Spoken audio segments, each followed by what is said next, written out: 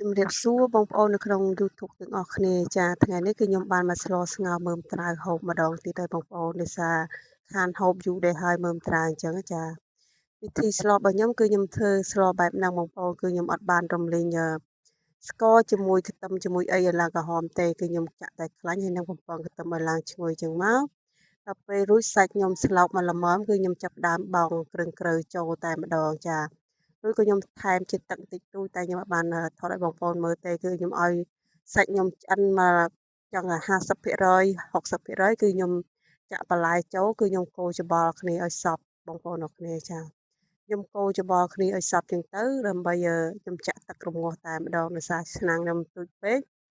ចឹងមានតែខ្ញុំរលាកតែម្ដងឲ្យចូលជាតិសព្វជាមួយសាច់អញ្ចឹងបងប្អូនចាខ្ញុំរំលាកឲ្យសព្វចូលគ្នាចឹងមកគឺខ្ញុំចាក់ទឹកចូលចឹងទៅឬក៏ខ្ញុំគ្របមួយសំបកឲ្យវាចូលជាតិជាមួយមើមត្រាវល្មមបាទខ្ញុំចាក់ទឹកចូលបែបហ្នឹងតែម្ដងបងប្អូនមើលតាមហ្នឹងបានចាឬក៏ខ្ញុំគ្របទុកចោលមួយសំបកហ្នឹងគឺមើមត្រាវយើងផុយល្មមហូបហើយបងប្អូនចា